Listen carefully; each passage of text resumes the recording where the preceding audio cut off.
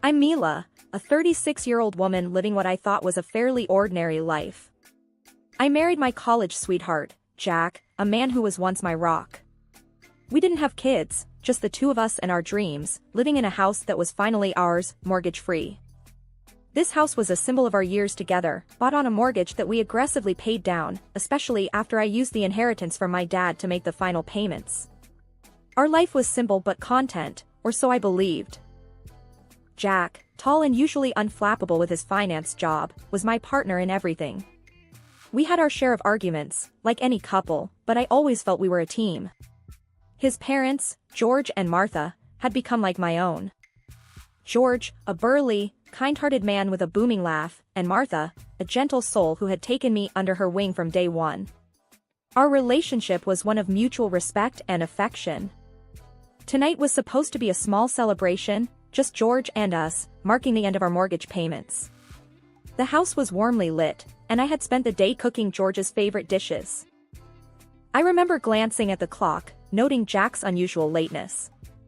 George arrived first, cheerful as always, but with an undercurrent of concern for his son's tardiness. We chatted in the kitchen, George regaling me with stories of his youth, his laughter filling the room. But as the night grew older, my anxiety crept in. Finally, the doorbell rang, and I rushed to open it, expecting Jack, maybe with a story of traffic or a last-minute work emergency. What I saw instead felt like a scene from a movie. Jack stood there, not alone, but with a young, stylish woman clinging to his arm. She had an air of confidence, almost defiance, as she scanned our home, her eyes lingering on the pictures of our life together on the walls. "Jack, what's going on?" I managed to get out, my voice a mix of confusion and rising anger. Jack looked different. His usual calm demeanor was replaced with a cold, almost cruel smirk. "This is Lana," he said nonchalantly, his grip on her waist possessive. "She's going to be my wife." The words hit me like a freight train. Wife? Jack, are you joking? What about us? Our life together? George, who had come to see what the commotion was about, looked as shocked as I felt. "Jack, son, what are you saying? Mila is your wife." Lana finally spoke, her voice sharp and businesslike. "Looks like a nice place. We'll probably change a few things once it's ours." Jack's next words felt surreal. "Mila, I want a divorce. It's time you left." I was stunned, my mind racing. "Divorce? Jack, we built this life together, and you want to throw it away for her?" George's face was red with anger and disbelief. "Jack, think about what you're doing. This is madness." Jack shrugged, dismissive. "My mind's made up. Start packing, Mila. This house isn't yours anymore." I stood there, rooted to the spot, as George took my arm. "Mila, let's go. You don't need to take this." We left the house, my home, a place filled with memories now tainted by betrayal. I spent the night at George and Martha's, their kindness a small comfort in the storm of my suddenly shattered life. I woke up in George and Martha's guest room, feeling like I'd been hit by a truck. The events of last night replayed in my mind, each detail a fresh jab of pain. I could hear George and Martha in the kitchen, their voices a low murmur. Dragging myself out of bed, I stumbled into the kitchen, where George was making coffee and Martha was setting the table. They both looked up as I entered, their faces a mix of concern and anger. "Morning, Mila," George said gruffly, handing me a cup of coffee. "Slept any?" "Not really," I replied, my voice hoarse. "Feels like a nightmare." Martha came over and gave me a hug. "That boy has lost his mind, Mila. You don't deserve this." I sipped the coffee, feeling its warmth but not much else. "I don't know what to do, Martha. My whole life just turned upside down." George slammed his cup on the table, his usual jovial demeanor gone. "We'll not let him get away with this, Mila. He can't just throw you out like yesterday's garbage." Martha nodded, her eyes fierce. "You've put too much into that house, into that marriage. It's not right." I felt a surge of anger, thinking about Jack and Lana in my house. I paid for most of that house. My inheritance, my savings. George's eyes lit up. That's it. You have rights, Mila. That house is as much yours as it is his. Martha was quick to agree. Yes, you need to fight for what's yours. Don't let that woman take everything from you. I started to feel a fire building inside me, fueled by their support. You're right. I won't let Jack and his mistress walk all over me. George stood up, determination on his face. We'll get a lawyer, someone who can sort this mess out. You won't be alone in this, Mila. Martha squeezed my hand. We're with you, every step of the way. That boy needs a lesson on how to treat people. Sitting there with them, I felt a flicker of hope. Maybe, just maybe, I could get through this. But I knew it was going to be a long, hard fight. The morning at George and Martha's had stirred something in me, a sense of resolve I hadn't felt in a long time. I spent the day buried in financial records, piecing together every contribution I'd made towards our home.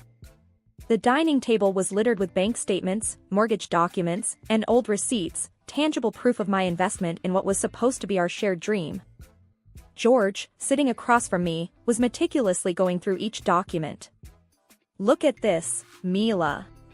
You've paid more than half of the mortgage, and that's not even counting your inheritance. You have a strong claim to the house. I nodded, my fingers tracing the figures that represented years of my life. I'm going to call Jack. He needs to understand he can't just erase me from his life and take everything we built together. Martha, who had been brewing some coffee, set a cup in front of me. Be clear and stand your ground, Mila. He's used to walking all over you, but not this time. I dialed Jack's number. It rang twice before he picked up. Mila? What do you want?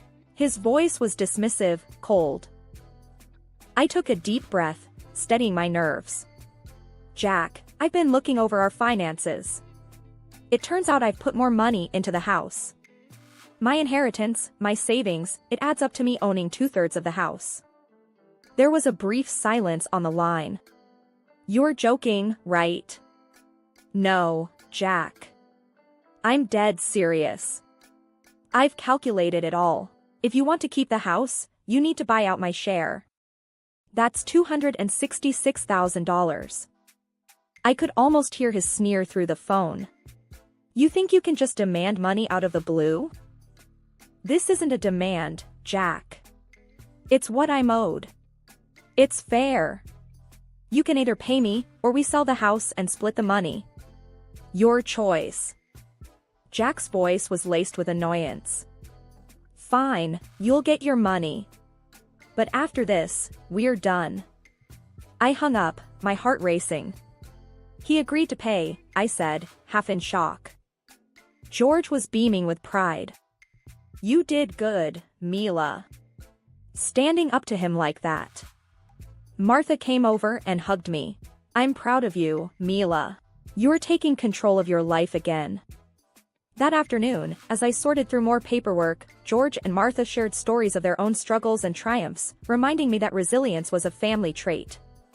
We discussed lawyers, next steps, and strategies, turning their kitchen into a war room of sorts. As evening fell, George cooked dinner, a simple stew that filled the house with a comforting aroma. We ate together, talking about everything but the situation at hand, giving me a much-needed break from the stress. The battle was far from over, but for the first time since this whole nightmare began, I felt like I wasn't facing it alone. With George and Martha's support, I had a fighting chance. And as I drifted off to sleep, I clung to that thought like a lifeline. The morning of the divorce proceedings, I walked into the lawyer's office with a steely resolve. The office was cold and sterile, the kind of place where futures were dismantled and rearranged. Jack entered, his face an emotionless mask.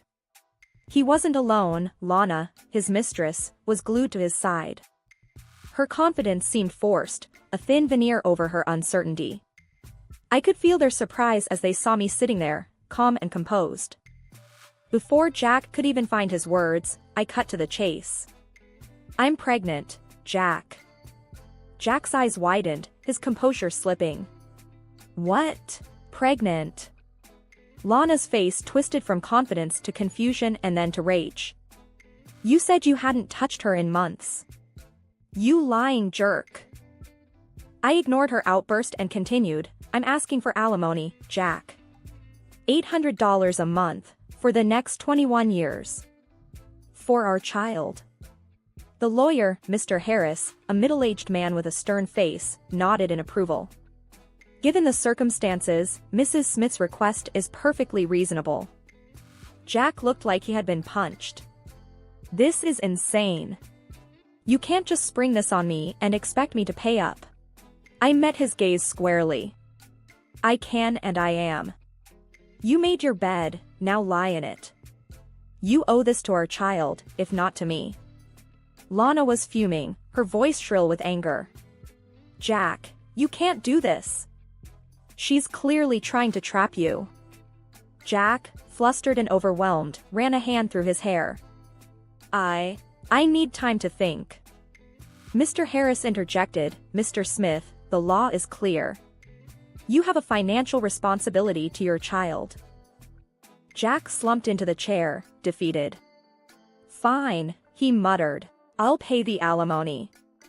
As they left, Lana was hissing into Jack's ear, her facade of poise completely shattered. I remained seated, feeling a mixture of triumph and sadness. This wasn't just about the money, it was about standing up for myself and my future child. In the following weeks, I worked with Mr. Harris to iron out the details. He was impressed with my resolve, often remarking on my newfound toughness.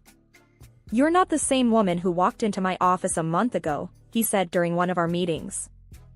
I smiled, feeling a sense of empowerment. I guess I'm not. I have someone else to think about now. As I left his office after signing the final papers, I felt a sense of closure. The battle was tough, but I had come out stronger. I was ready to face whatever came next, not just for me, but for my child as well. The future was uncertain, but for the first time in a long time, I felt like I had a say in it. After the tumultuous divorce proceedings, I found an unexpected source of strength in Jack's parents, George and Martha.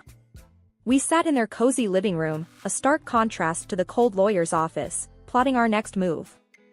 George, always a man of action, was pacing the room. We need to show that scoundrel he can't just trample over our family, he said, his voice tinged with anger. Martha, ever the strategist, added, we've got to be smart about this. We can't just barge in there and make a scene. I nodded, feeling a mix of gratitude and determination. I agree. But what can we do? He's made his bed with Lana. George stopped pacing and turned to me. What if we visit them? Regularly. Make our presence felt. Remind Jack of the family he's turning his back on.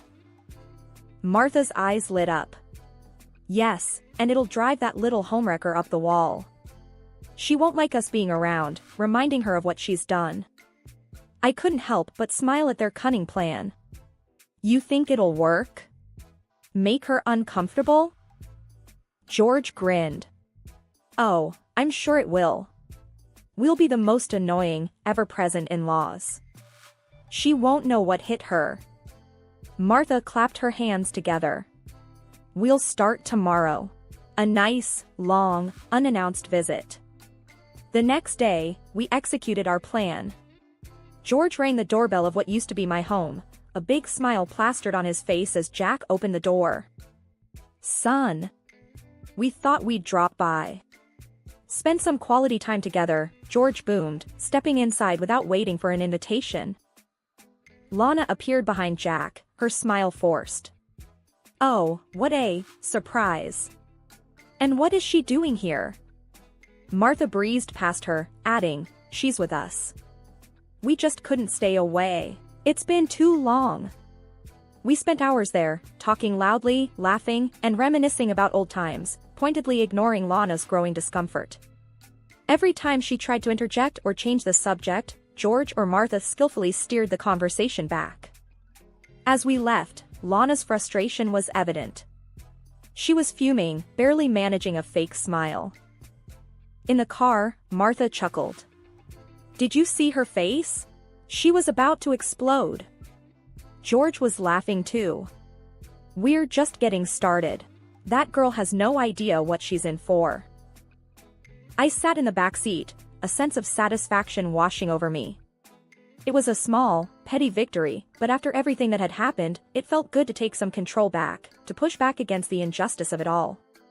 With George and Martha by my side, I felt stronger, ready to face whatever came next.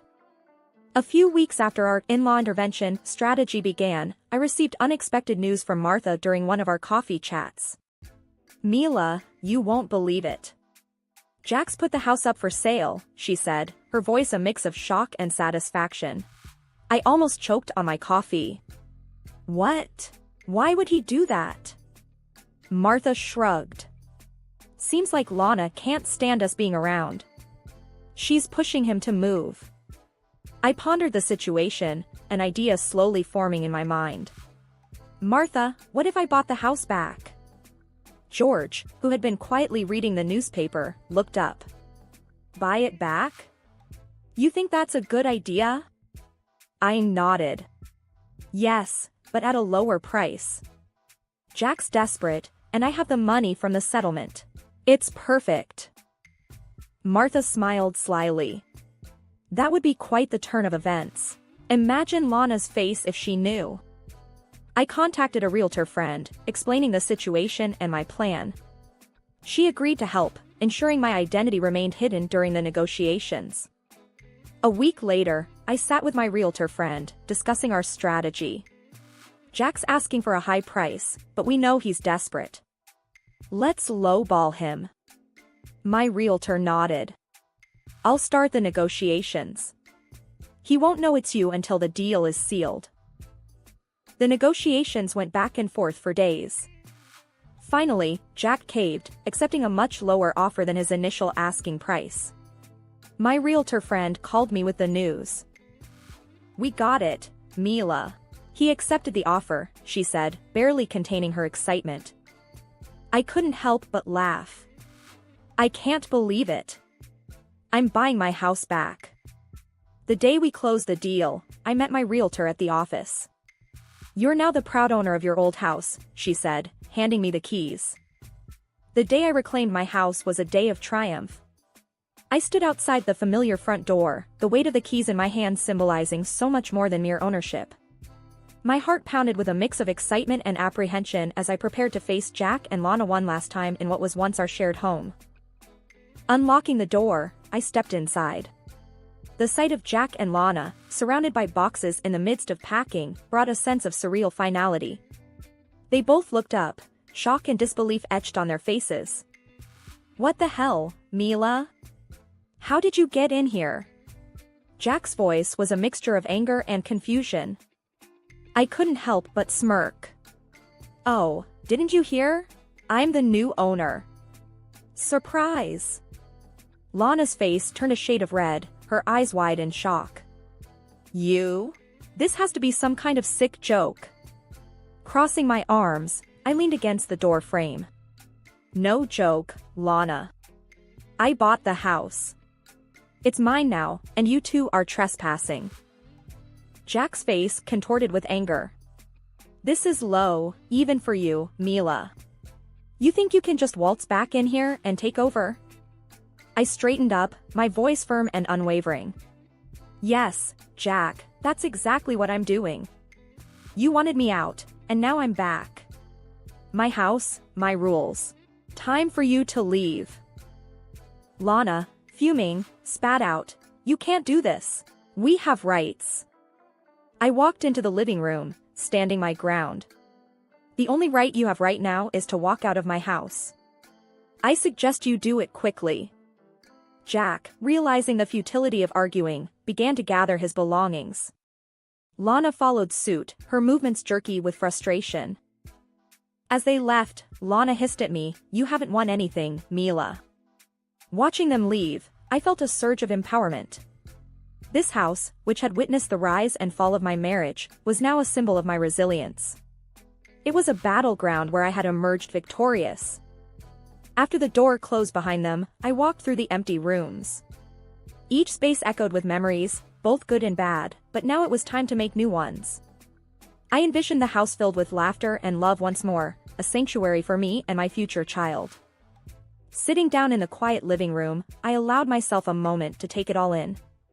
I had come full circle, but this time, I was in control, a victor reclaiming her kingdom. The journey had been fraught with pain and betrayal, but it had led me to this moment of triumph. My house, my rules, my life. I was ready to start anew, stronger and more determined than ever. One afternoon, as I was arranging the nursery for my soon-to-arrive baby, there was a knock on the door. I opened it to find George and Martha, beaming with smiles.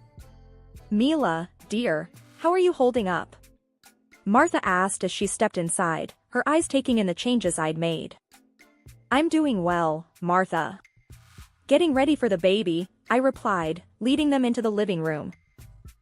George, carrying a bag of baby clothes, chuckled. "This little one is going to be spoiled rotten by us, you know that, right?" I laughed, the sound bright and genuine. I wouldn't have it any other way. As we sat, chatting and laughing, another knock came at the door. This time, it was Jack. He looked different, worn out, a little defeated. "Can we talk, Mila?" Jack's voice was low, lacking its usual confidence. I hesitated but nodded, stepping outside to talk to him privately. I messed up, Mila," Jack started, not meeting my eyes. "Lana left me. I'm broke, and I was hoping." I cut him off, my voice steady. "Hoping for what, Jack? For me to take you back? After everything?" Jack's face crumpled. "I know I don't deserve it, but I have nowhere else to go." I looked at him, the man I once loved, now just a stranger filled with regrets. "Jack, I've moved on. I'm starting a new life, for me and my baby. You need to do the same." He nodded slowly, the reality of the situation sinking in. "I understand. I'm sorry, Mila." As he walked away, I felt a closure I didn't know I needed. Turning back to the house, I saw George and Martha watching through the window, their expressions a mix of concern and support. "He won't bother you again, will he?" George asked as I walked back in. I shook my head. "No, he won't. I made it clear." Martha hugged me. "You're so strong, Mila. We're so proud of you." Sitting back down, surrounded by the people who had become my true family, I felt a sense of peace.